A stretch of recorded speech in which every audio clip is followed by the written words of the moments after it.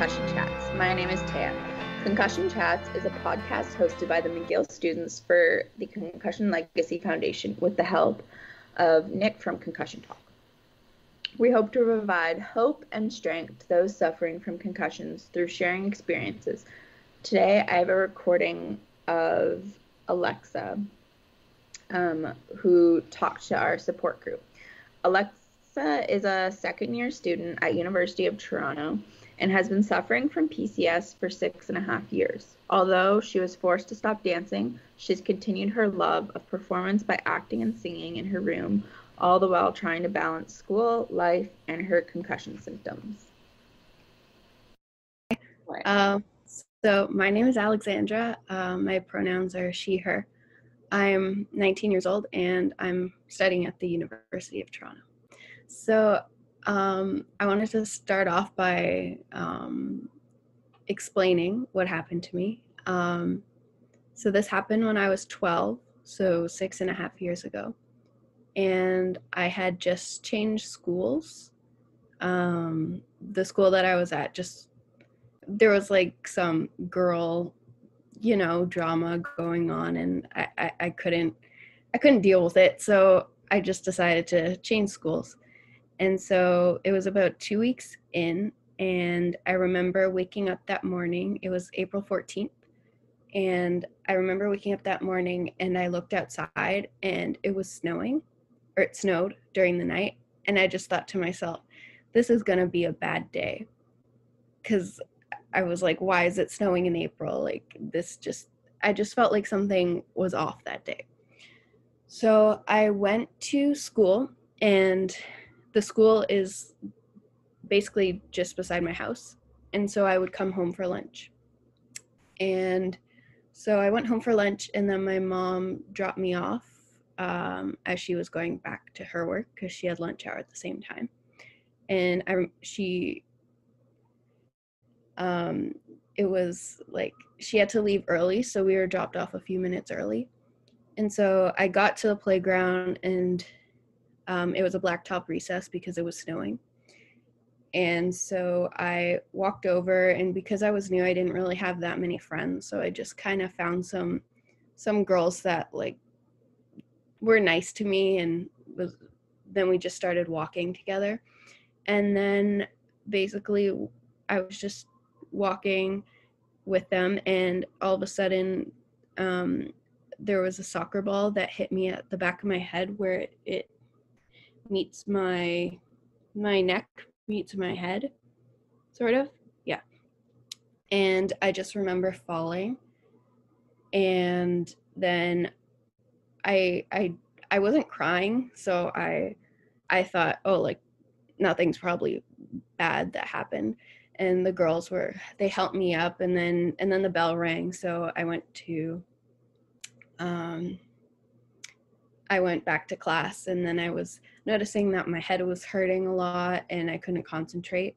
So but I didn't tell my teacher because I was new and I didn't want to feel like a burden. So I just kind of kept quiet. So I told my mom when I got home, and then she brought me to the walk-in clinic, and then the doctor diagnosed me with a concussion.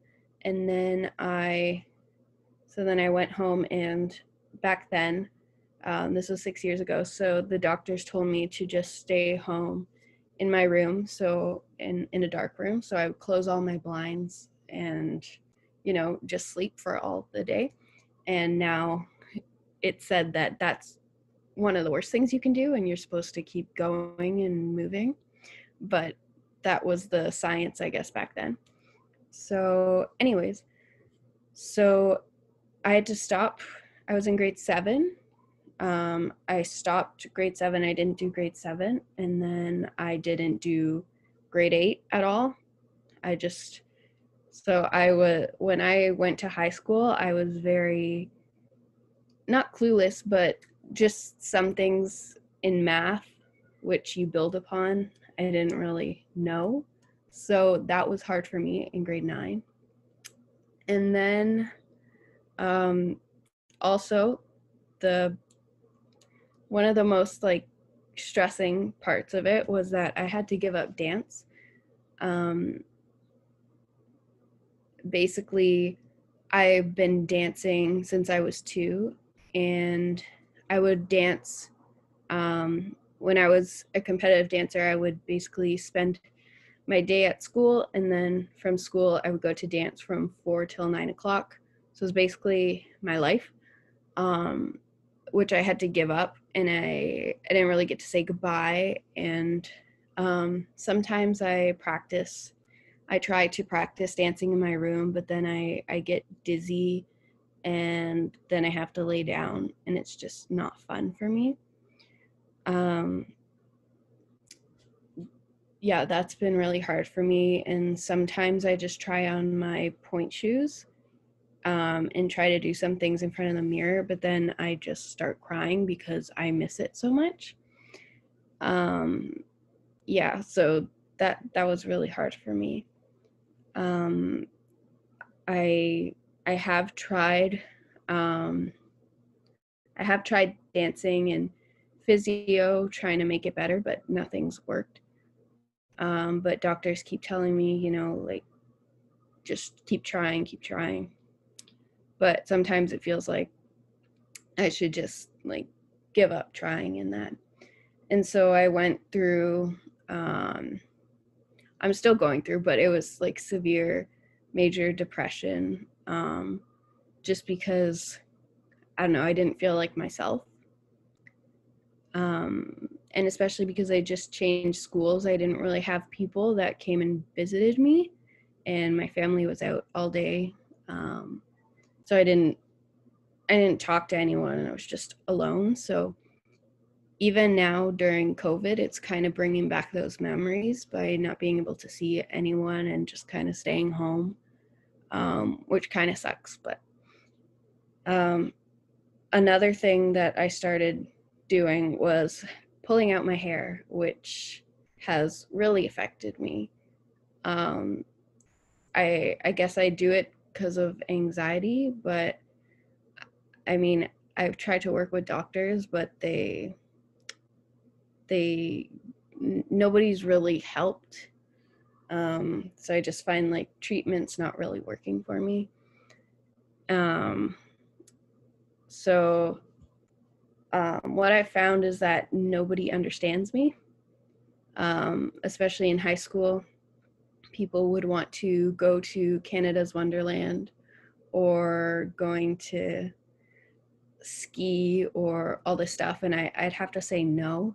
So a bunch of like missed opportunities, and I just felt really left out because I couldn't do things, and they would still go anyways, and I would see it on social media, and it was just hard to see because they were having fun without me.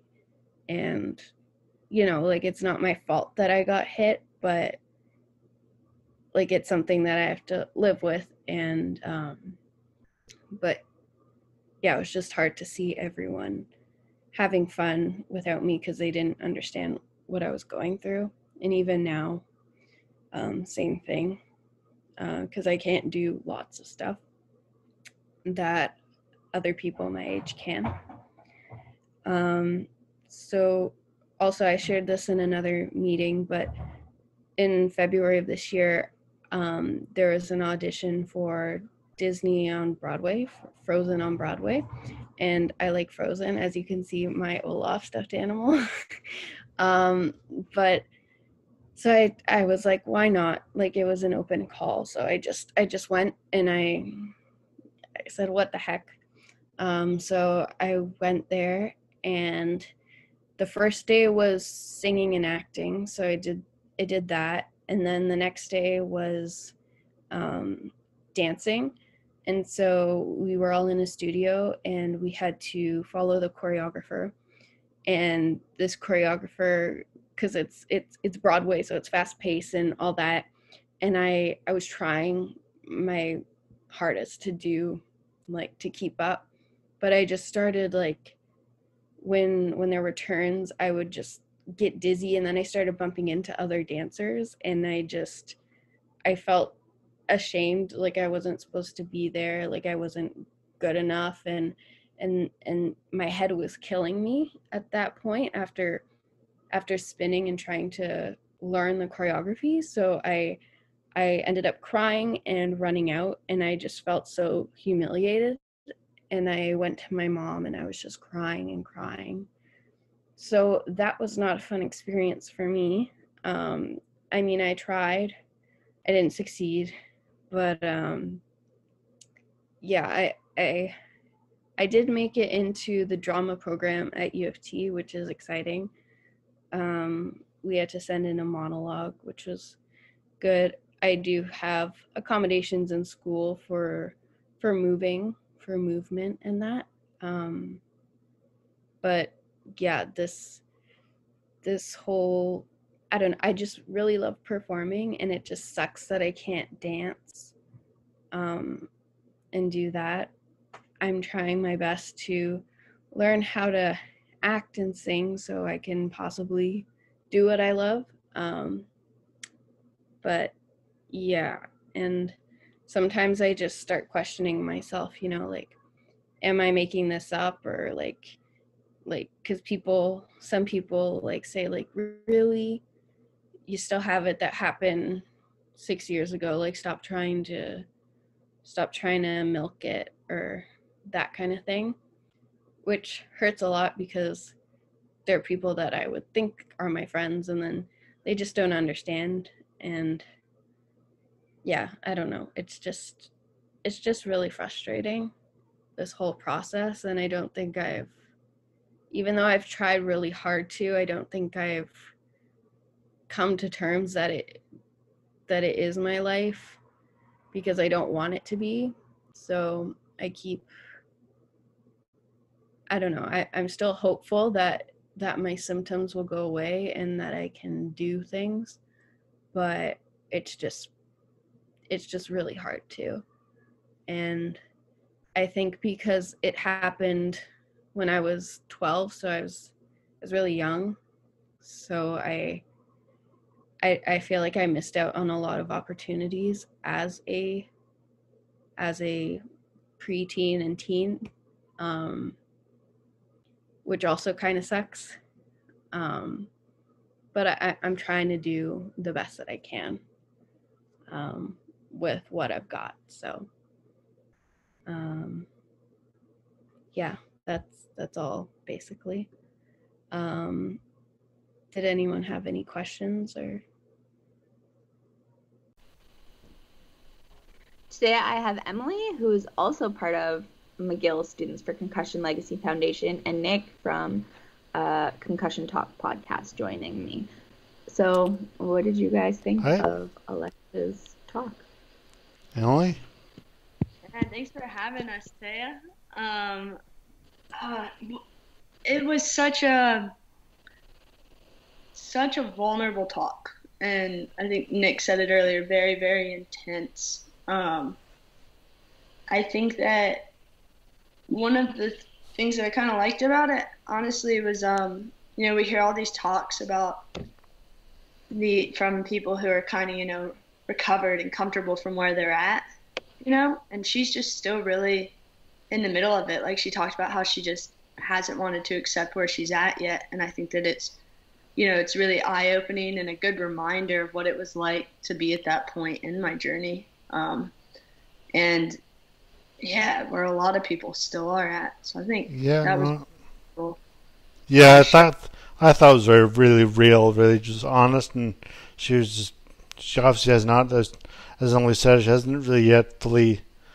She's still in the midst of it and still going through it, and it was great for me to hear from, not great to hear, but it's always not great to hear, obviously, but interesting to hear that someone from, like I mentioned to you guys before we started recording, a younger person going through this, as opposed to people I usually talk to, or people who have been through it or are been older going through it. And but she was so young. She was 12 when she was concussed, and she already had it at difficult times, and like before that. So it was just so interesting to hear that her take on her life and her journey up to a very young life where it is now. So I thought that was just fascinating stuff.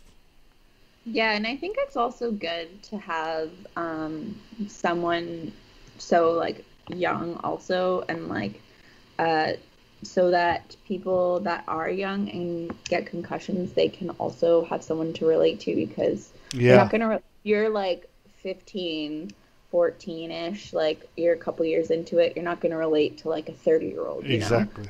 No, good point. So I think it's obviously not good that she No. is going through this, but I think it's awesome that she came and talked to the support group and shared her story, and that we can turn it into a podcast. And And you it guys can, said that she's been there for a long time now. She's been going to support she's her for a while. been coming for a little while, yeah.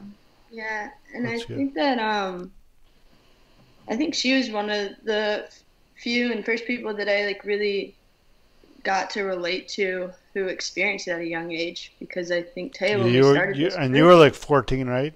When you had your hmm yeah, exactly. I think when we started this group, we have a lot of people who are at least 30. Yeah, Yeah, like when I really started support, it was all like real adults, like yeah, not university students, not like it was people that like had real adult lives before their injury, um, that they were trying to get back to, rather than people our age that we could really relate to. exactly. And also just like the whole how she got her concussion, like being hit in the back of the head with a ball, like Yeah, so random. that also just like I thought about every time that I'd been not paying attention and been hit in the head with And a she wasn't even ball, playing or sports. She was just walking down just the, yeah, walking around she was school. just yeah, she wasn't even playing sports at Yeah, that point. It was just like boys weren't following the rules, yeah. Where they and she were, got who hit with knows? the ball, and um, like it's just so crazy, because then I started to think about like, wow, I wonder how many concussions I've actually had then, Yeah, because I never thought about those things. that's true. You don't think of those things. And it I was think funny when she had her concussion. She was talking about the emotions she was going through, and still is, I guess. And Hmm. I mean, even though I was 23 and I had mine, actually when she had hers, I was already 11 years into mine. So give me some perspective. But she was I didn't have a concussion per se. Anyway, um, yeah, her emotions, and her feelings about just her feelings about the situation were similar to mine as much as I mean I know it's a 12-year-old girl and a 4-year-old man or a 23-year-old man. You know, obviously different, but I mean, it's Yeah, but still it's similar. it's all relative. Yeah, I think the way she was able to articulate all of the way she was feeling during that time was really, really impressive. I think it Yes. took me a very long time to be able to articulate it. And I think I experienced a lot of the same emotions and experiences, but I think Alexa and I are, almost polar opposites in how we handled things. I tended to go to the positive what is it? Toxic positivity Yep. route when I was like 19, where I was just like running from my feelings, right? Like yeah, I was drinking and using and trying to bury it all. And I think it's incredible that at 19 she's able to say, this is what happened. She's using like ashamed, like very, very articulate words. And She's very self-aware too. yeah, and it's so helpful to be able to hear that and understand that, I was kind of running from all of those feelings, and it's still 8 years later. I think I've accepted it somewhat, or most days I feel like um, I think her talking about, and I think this is a really important thing, and why it's important to have a support group is she was talking about how other people, at some point started to think she was milking it, and she was, yeah, lying about it. And I get that so much, and to the point to where she felt like she was going crazy and making it up in her head. They got so in her head that at times she felt like that, and that's so incredibly relatable. I mean, even my own mom was like, "How are you still going through this?" And think it's interesting because she kind of phrased it as these people who I thought were friends. But I think that sometimes what happened, especially with my parents,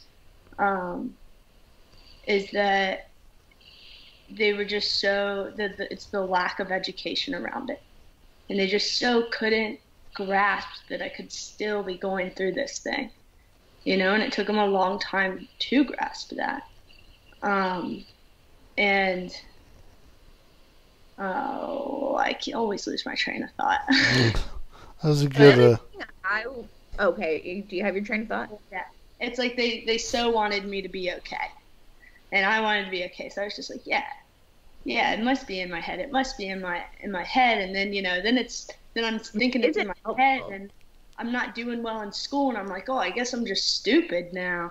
And it's like, no, I have a brain injury, and I got to learn how to work around it, and it's going to get better if I acknowledge it. So I think like having the support group, having podcasts like you've been doing for so long, Nick, is just really, really important to hear, to be validated, to have that space to be validated and acknowledged. And I think the whole like feeling stupid and the whole like just like thinking you're dumb, like I definitely that's the way I always felt, and I always just thought I was just stupid. I couldn't do it. No matter like how much work I put in, I would never get the results that should like come from it. And I never thought about concussions or anything like that. Like the first time I really kind of linked concussions to my learning and my mental health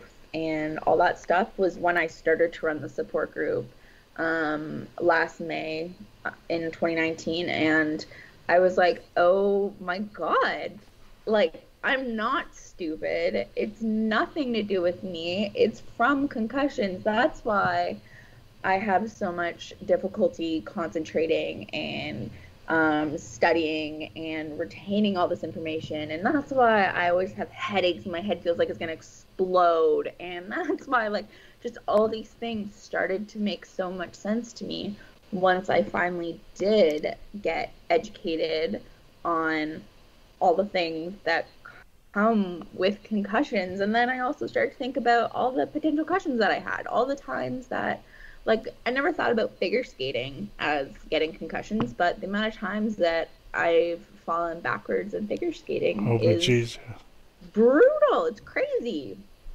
That's one thing I've noticed that these like, I mean, on my podcast and your group and any other groups I've listened to, is how aware people, like, especially the younger generation, is about concussions, about what it does. And so it's like when I was injured, which I mean, I'm not saying I was injured ages, long time ago, long enough, and the attitude was just more of just like it'll go away just spontaneously and just take some time and just not that long. It would take forever, but it could take forever. And that's what I thought. And but seeing here and like Alex talking about her disappointment with her dancing with her in China for Frozen, like just her. Oh my gosh! How young, awesome. how young she is, and how that is amazing. How young she is, and how it just how and she's so determined. Yeah, how aware she is of though she hasn't accepted her own words. She hasn't really accepted it yet, but she's so aware that it is an issue in her life, force in her life, and I think that's very important. And I think that sometimes like coming to this acceptance is trying everything you can try. Yeah. And you really got to do that to be able to accept. And, she hopefully will be able to dance again one day. And it might take time. And I think that's the scariest thing is we just don't know. Like, I so want to just, like, give her a hug and be like, you're going to dance. That whole time I just wanted to hug her. And it's like, we can't be like, you're going to dance in a year. I have no idea. Yeah. It's so sad. And I think I almost teared up in the meeting when she was talking about I see that. her thing without. Yeah. And she's so young. it's not like it's she can't like 18, the age between 18 and 20 is like 2 years, and you think that's forever, but it's not even like a blip. It's nothing in your life, right? People get confused with those times, like, and I mean, well, obviously, on her age it wasn't 2 years, right? But I mean, like, I think between you just say 18 to 20, but she's not even 20 yet. She's like, what? She's 19 now. Is she? Yeah. So I mean, she's just like those. The amount of times she has been like limiting that she can't dance anymore. When she's older, it'll seem very not insignificant because the 19 ages to 19, 18, that age is very profound in your life. But I mean, still, it'll seem very. I don't say significant, but it'll seem very short. Seem like not much of a. Yeah. Well, and I have to say, like, not only are like 18 to 20 formative years, like 12 years old. Yeah, your definitely. Entire high school, and feeling like you missed out, and it was so weird for me because I was cleared after 9 months or something, but I just socially never had the same skills, and I had to have if you think about her, she didn't she stopped grade 7 and she didn't do any of grade 8 because of it, and so she went from like grade 7 to grade 9. I can't imagine that because and a whole new school atmosphere, a whole new like grade 9 she went to a school with people who are 18, 17, 18 years old, and like that's gotta be intense. I mean, tough to deal with. I have no clue how much school I missed or anything really. I don't remember that well. So I don't remember about a year of classes there. And it's kind of like just now in university, like basic like algebra messes me up so much because I just was so concussed when I took this algebra class, and for some reason I passed it. And I was like, I guess functioning okay, but not putting it in my memory. But I can feel these gaps, and she's right. It is like it's difficult when you have those gaps, and you're already kind of at a deficit, and you already have all these crazy thoughts going on. But I do think that it's amazing that at 19 years old, she is reaching out to the support group, and she's kind of putting the work in to be okay. Also, another thing that was super cool that was discussed in the support group was another member mentioned that like they use dance like in a therapeutic way. Like they stopped trying to like they stopped beating themselves up for like not being able to dance in the way they used to and not being able to do it in the way they used to, and they started using it as like a therapeutic outlet. And they told us about a time where I guess they were majoring in dance in school, and the person had to create a dance, and they had decided on this very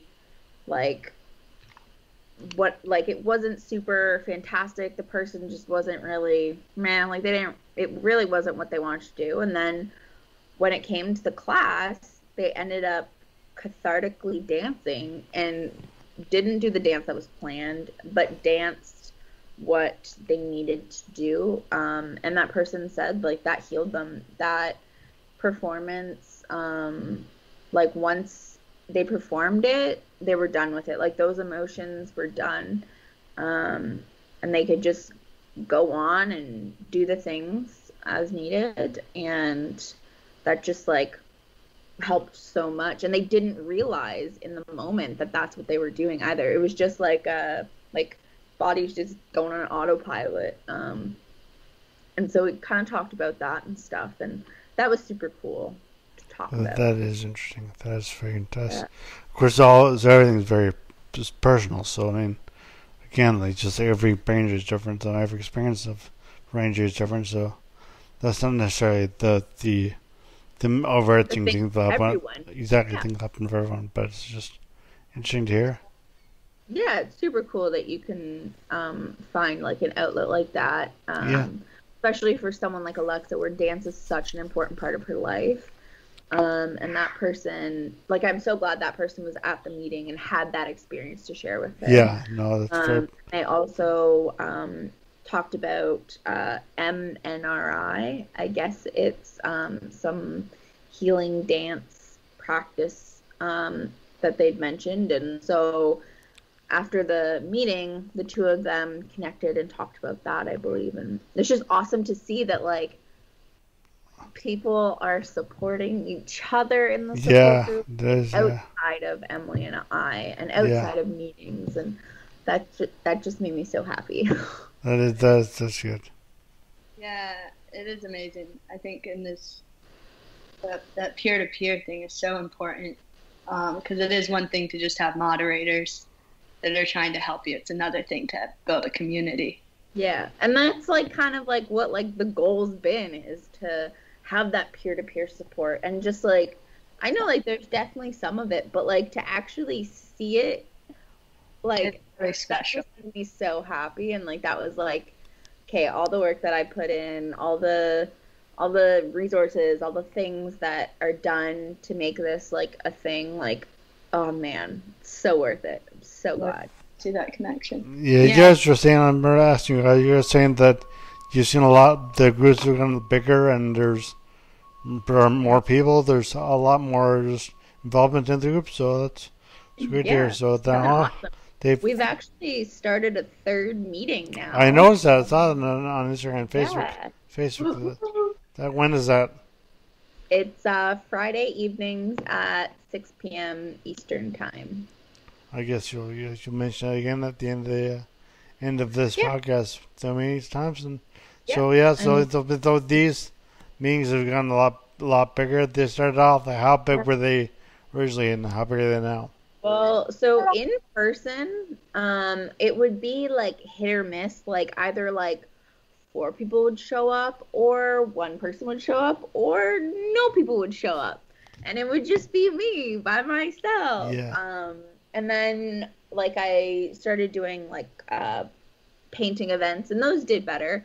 But those were only like once a month sort of thing. And then pandemic happened, and we started with Zoom, and kind of like the same thing. Like it was kind of like sometimes no one showed up, sometimes 4 people, and then just like it started to get bigger. And then one day it went from like 10 people to like 16 people, and it's never the same people either. Like we do have like repeat regular customers, but there's so many people that just drop in. That's great.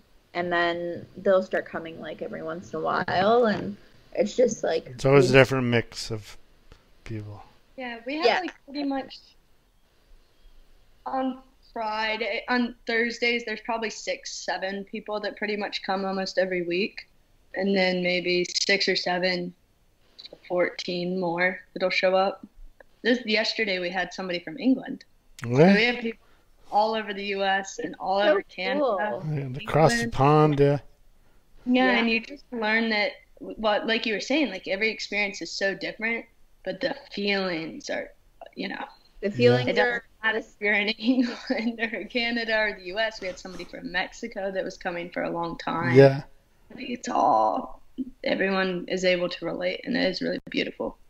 And It's the one good thing to come from the pandemic was us starting these Zoom meetings. Like we're able to reach so many more people, and also, I mean, Canadian winters aren't really great. When you really? Like, meetings in the winters was really hard, and Montreal especially. Montreal just buries itself.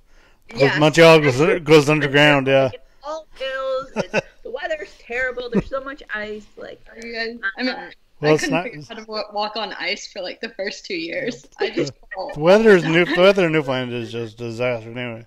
Disaster at the best times of year. Yeah, but like these Montreal, Montreal meetings have been awesome. Like they've like we've got people like that aren't even in Montreal. Like we've got people all over Canada, and then we've got people all over the States. Like now I would say that we're split pretty much 50-50 for Canada and the US, which is that's great. Super cool. And cool. it's all people that they don't have that support in their area. So it's awesome that social they're media able is to helping. get it from us. Social media is helping it a lot too, I guess. Obviously. Yeah. Which is one of the good things. I know social media is taking a bad rap, and I kind of give it a bad rap. I don't personally give it a bad rap, but I don't think of it so highly all the times. But it does a lot of good. I mean, this is like these support groups, and this is what as we're talking now via Zoom or via Skype, and your Zoom meetings, and which of course not social media, but it's kind of, but Twitter and Instagram, Facebook. Advertise on social media, which is exactly. Yeah, social media is really how we get the word out. Yeah. And it's really cool. Like Alexa is at U of T, Yeah. For anybody that is in America, that is University of Toronto, not Tennessee. Toronto's not doing so hot right now with the COVID situation. Yeah, they're doing worse than we are in Montreal. Yeah. Yeah, Tennessee's bad. Yeah.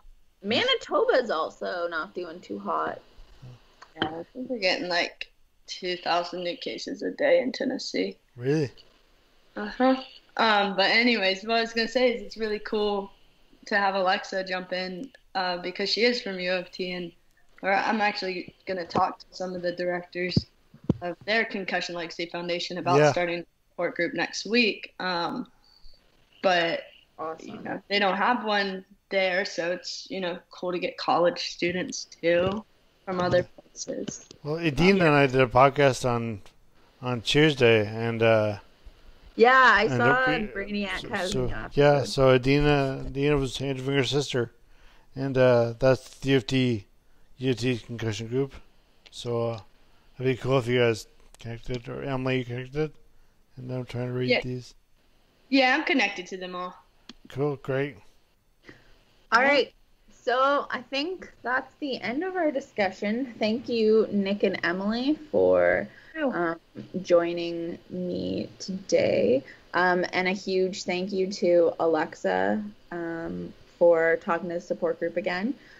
We will have a new podcast posted Monday morning. Our upcoming podcast can be found on concussiontalk.com, Spotify, YouTube, and Apple Podcasts. You can find more information about our support group on concussionmtl.com.